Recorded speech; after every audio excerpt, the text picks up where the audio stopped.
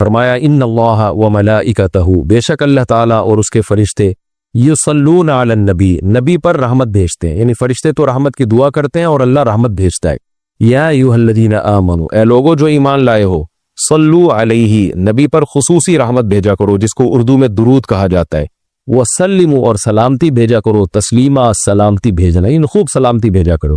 تو یہ آیت جب اس آیت کی وجہ سے علماء نے یہ مسئلہ فقہاء نے بیان کیا ہے کہ زندگی بھر میں ایک مرتبہ درود بھیجنا ہر مسلمان پہ فرض ہے، کیونکہ اللہ نے حکم دیا ہے، اور الامر بشیء لا یقتضی التکرار، جب کسی بات کا آرڈر دیا جاتا ہے نا تو ایک دفعہ کرنے سے وہ آرڈر پورا ہو جاتا ہے۔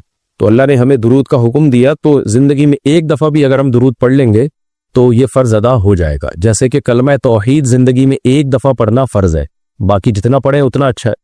اور جب کسی مجلس میں نبی صلی اللہ علیہ وسلم کا ذکر کیا جائے تو ایک مرتبہ اس میں درود پڑھنا واجب ہے، فرض نہیں ہے۔ فرض اور واجب ایک اصطلاح ہے۔ فرض کا مطلب ہوتا ہے جس کی دلیل یقینی اور قطعی ہو، تو چونکہ قرآن نے درود پڑھنے کا حکم دیا تو وہ چونکہ یہ نہیں اللہ نے کہا کہ ہمیشہ پڑھتے رہا کرو، بلکہ پڑھو، تو ایک دفعہ پڑھنا اس قطعی یقینی دلیل کی وجہ سے فرض ہے۔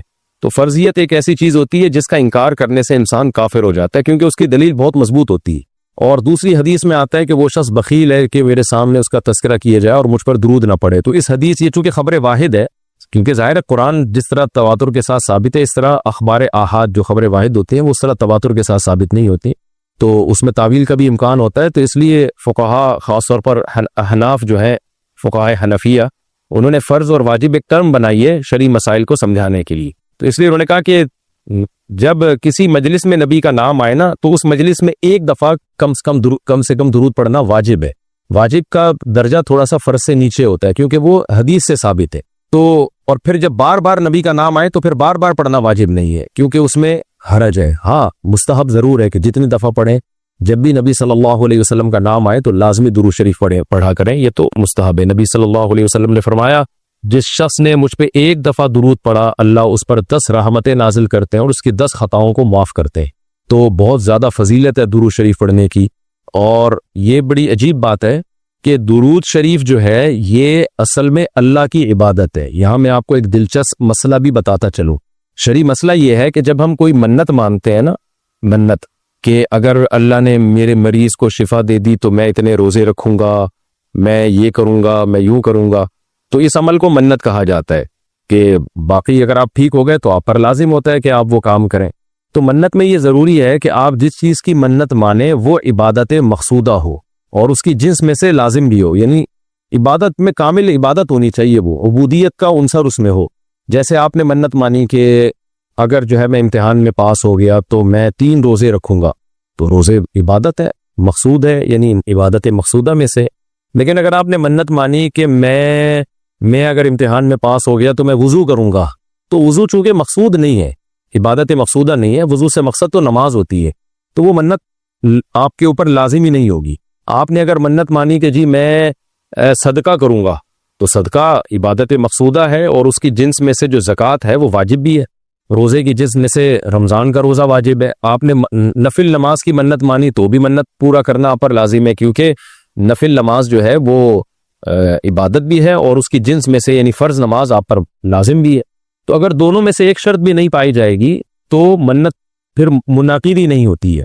جیسے آپ نے کہا کہ میں جو ہے وہ اگر امتحان میں کامیاب ہو گیا، پاس ہو گیا، تو میں جو ہے اپنے والدین کی خدمت کروں گا، تو یہ خدمت ثواب تو بہت ہے لیکن عبادت مقصودہ نہیں ہے، عبادت مقصودہ نہیں، تو یہ منت آپ پر پورا کرنا لازم نہیں ہوگی۔ خدمت تو کرنی چاہیے، ماں باپ کی خدمت سے بڑھ کر تو دنیا میں کوئی نیکی نہیں ہے، لیکن عبادت مقصودہ نہیں ہے۔ مقصودہ کا مطلب نماز، حج، یہ سب چیزیں جو ہے نا مقصود میں آتی ہیں۔ یہ کسی عارضے کی وجہ سے اللہ نے ہمیں حکم دیا ہے کہ تاکہ ماں باپ کو پریشانی نہ ہو۔ یہی وجہ ہے کہ اگر خدمت کے محتاج نہیں ہوتے تو پھر خدمت واجب بھی نہیں ہوتی، ان کی خدمت کے محتاج ہوتے ہیں تو واجب ہوتی ہے۔ لیکن نماز تو جب بھی ٹائم آئے گا آپ پر لازم ہوگی، زکوٰۃ تو سال گزرنے کے بعد جب بھی صاحب نصاب ہوں گے آپ پر لازم ہوگی، چاہے غریبوں کو ضرورت ہو یا نہ ہو، آپ پر تو زکوٰۃ واجب ہوتی رہے گی۔ تو اب علماء کا اختلاف ہوا ہے کہ اگر کوئی شخص درود شریف کی منت مانتا ہے تو کیا اس پر درود شریف کی منت پوری کرنا لازم ہے؟ تو بعض علماء نے کہا کہ نہیں، کیونکہ درود شریف بھی عبادت مقصودہ میں سے نہیں ہے۔ اس کی پہلے میں اور آسان مثال دیتا ہوں، جیسے تلاوت۔ علماء کہتے ہیں اگر کوئی یہ منت مانتا ہے کہ اگر میں امتحان میں کامیاب ہو گیا تو میں 3 پارے تلاوت کروں گا، تو یہ منت پوری کرنا بھی واجب نہیں ہے، کیونکہ قرآن پڑھنا بہت زیادہ ثواب تو ہے لیکن عبادت مقصودہ نہیں ہے، بلکہ مقصد قرآن سے کیا ہے کہ آپ کا دل بنے اور آپ کو آخرت کی یاد تازہ ہو، آپ کو شرعی حکام کا علم ہو۔ ثواب بہت ہے، ہر ثواب کا کام اصطلاحی عبادت نہیں ہوتا، خوب سمجھ لیں۔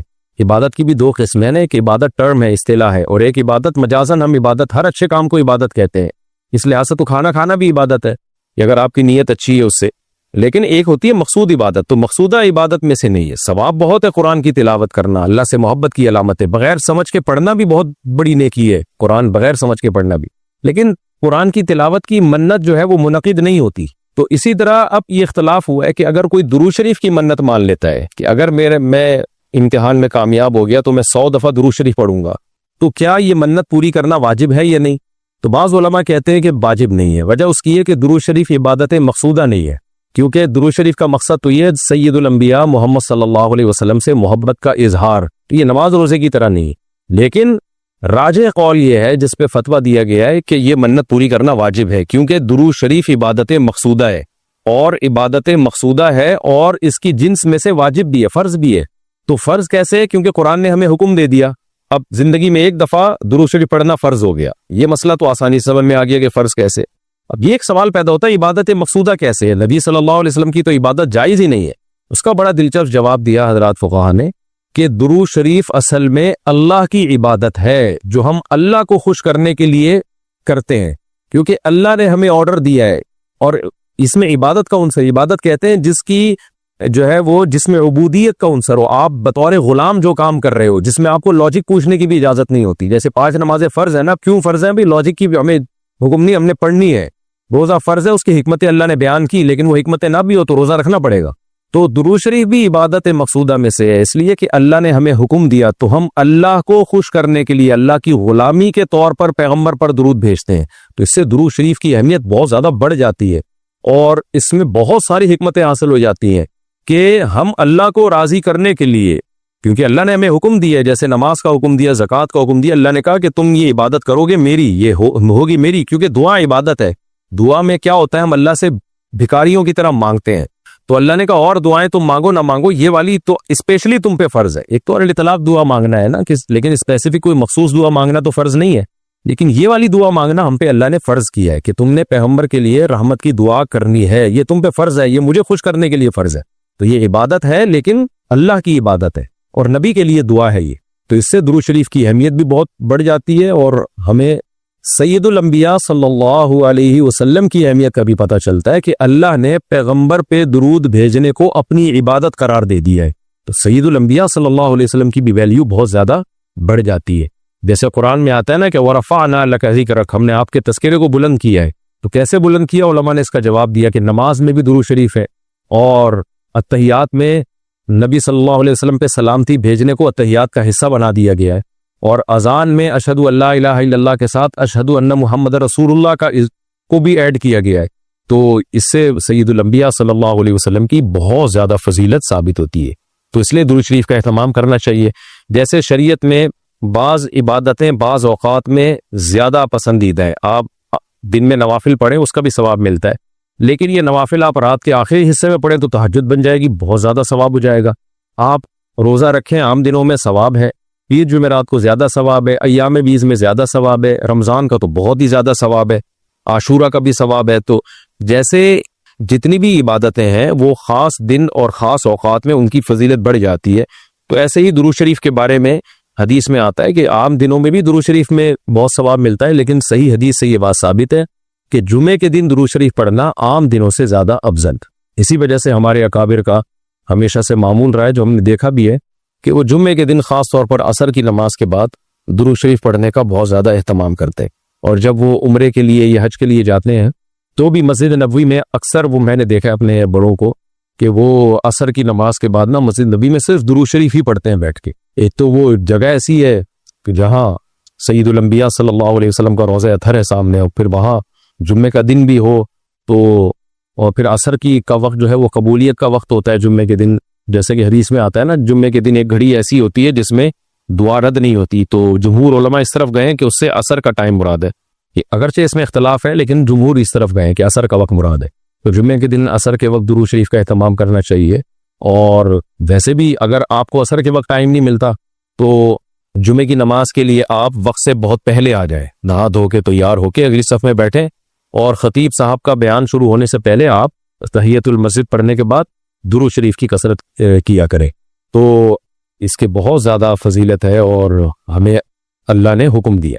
اور علماء نے بیان کیا کہ درود شریف کو جو اللہ نے ہم پہ لازم کیا نا, اس میں ایک حکمت یہ بھی ہے کہ سید الانبیاء صلی اللہ علیہ وسلم کی بشریت ہمارے ذہن میں اور اچھی طرح بیٹھ رہی ہے. کیونکہ پچھلی امتیں جو تباہ و برباد ہوئی ہیں وہ اس لیے ہوئی ہیں کہ انہوں نے پیغمبروں کو اتنا اونچا مقام دیا کہ اللہ کے برابر لے آئے. جیسے عیسائیوں نے حضرت عیسیٰ کو اللہ کا بیٹا بنا دیا معاذ اللہ, اور جہاں ہمارے یہاں بھی جو بدعتی لوگ ہیں انہوں نے سید الانبیاء کو حاضر ناظر مشکل کشا کیا بنا دیے, تو شرک کرنے لگے. تو درود شریف میں ایک حکمت یہ بھی ہے کہ جب ہم نبی کے لیے دعا کرتے ہیں اللہ تعالیٰ سے کہ اللہ سید الانبیاء پر اپنی خصوصی رحمتیں نازل فرما اور آپ پر سلامتیاں بھیج, تو اس سے ہمیں یہ بھی پتہ چلتا ہے, یہ عقیدہ ہمارے دل میں بیٹھتا ہے کہ محمد صلی اللہ علیہ وسلم بھی اللہ کی رحمت کے محتاج ہے. تبھی تو ہمیں حکم دیا جا رہا ہے کہ ان کے لیے دعا مانگو. ہاں, یہاں ایک اشکال ہو سکتا تھا اس کا کہ بھئی اچھا اس کا مطلب نبی ہماری دعا کے محتاج ہیں. تو نہ, نبی ہماری دعا کے محتاج نہیں ہے, اللہ کی رحمت کے محتاج ہے. ہم دعا نہیں بھی مانگیں گے تو اللہ اپنے حبیب صلی اللہ علیہ وسلم پر رحمت بھیجے گا. لیکن اللہ نے ہمیں حکم یہ دیا تاکہ ہماری نظر میں یہ عقیدہ اور اچھی طرح مضبوط ہو جائے کہ تم بھی پیغمبر کے لیے اللہ سے دعا مانگا کرو. اس سے پتہ چلتا ہے پیغمبر تمہاری دعا کے محتاج ہو یا نہ ہو, لیکن اللہ کی رحمت کے بہرحال محتاج ہیں, اور پیغمبر بھی اس لائق ہیں کہ ان کے لیے دعا مانگی جائے. اور یہ اس سے ان کا مرتبہ کم نہیں ہوتا بلکہ مرتبہ بڑھ جاتا ہے, کیونکہ پیغمبر نے ہمیں یہ سکھایا ہے کہ یا ایھا الناس انتم الفقراء الی اللہ, اے لوگو تم سب کے سب اللہ کے در کے محتاج ہو. اور یہ جو میں نے کہا کہ پیغمبر اس لائق ہیں کہ ان کے لیے دعا مانگی جائے, تو اس کا کوئی یہ مطلب نہ لے کہ پیغمبر ہماری دعا کے محتاج ہے. یہ میں بار بار بتا چکا ہوں, ہماری دعا کے محتاج نہیں ہے, لیکن اللہ تعالیٰ یہ چاہتے ہیں کہ میں پیغمبر پر رحمت بھیجوں, لیکن اس میں امتیوں کا حصہ پڑ گیا ہے. حضرت مولانا اشرف علی تھانوی رحمہ اللہ نے اس کی ایک مثال دی ہے کہ جیسے کسی بادشاہ کو اپنے شہزادے سے بہت زیادہ محبت ہے, وہ ویسے ہی اس کو گفٹ دینا چاہتا ہے, اور آپ کو پتہ ہے کہ اس نے یہ گفٹ دینا ہے, لیکن آپ جا کے بادشاہ سے سفارش کر دیتے ہو کہ بھئی ان کو یہ گفٹ دے دو. اس میں آپ کا مقصد یہ ہوتا ہے کہ بادشاہ نے تو کرنا ہی ہے, تو بادشاہ کے دل میں ہمارا مقام بھی بڑھ جائے گا کہ دیکھو جو کام میں چاہتا ہوں تو یہ بھی مجھ سے وہی چاہتا ہے, اور اس سے نبی صلی اللہ علیہ وسلم سے بھی آپ کا تعلق بڑھ جائے گا, اور یعنی جو شہزادہ ہے نا اس سے بھی تعلق بڑھ جائے گا آپ کا. تو جب ہم اللہ سے دعا مانگتے ہیں نبی کے لیے تو ہمارا اللہ کا ریلیشن بھی بڑھتا ہے, اس سے اللہ خوش ہوتا ہے کہ دیکھو میرے حبیب کے لیے یہ بھی مجھ سے کہہ رہے ہیں رحمت بھیجنے کا, اور سید الانبیاء سے بھی ہمارا تعلق بڑھ جائے گا. قیامت کے دن یہ چیز سفارش میں معاون اور مددگار ہو.